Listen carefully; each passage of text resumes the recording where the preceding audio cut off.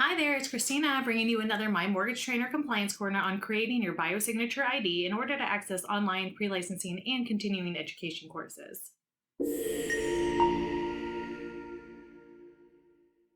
When completing a PE or CE course online, the NMLS requires individuals confirm their identity by creating a unique BioSig-ID that no one else knows or would be able to recreate in an attempt to cheat on their education.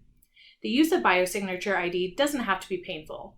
In this video, we hope to take the frustration out of creating your BioSig-ID by walking you through the process step by step. All BioSig-ID enrollments and validations occur within your course.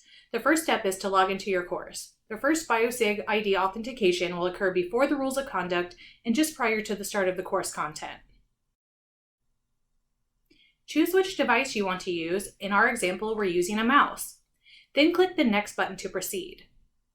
You will then read and confirm the step-by-step guide. Next, you will draw your 4-character password for your BioSig-ID. It is important to note that you cannot repeat characters or numbers in your password. When creating your BioSig-ID, if you receive the message "Do not repeat character" or strokes, try a wider variety of characters because your password did not meet the requirements, and you'll need to come up with something a bit more secure. As mentioned, do not repeat the same character more than one time, for example, 1212 or LLPP. Also, do not use characters that share strokes, such as 1 and T. The NMLS recommends using characters with curved shapes, such as a 3, 5, J, or even an S. Once you have your BioSig-ID drawn on the screen, click the Next button to continue. The first password is always accepted, and now it is important to draw it again the same way. Don't get frustrated if you fail the next step initially. Try slowing down so you can control your movements. If you are having trouble drawing your first choice of ID the same way again, you can try using the Restart button to start fresh and draw something else. For example, use an X or a 7 instead of a 0, as lines are easier than circular motions for some users. Another option is to draw smaller or slower.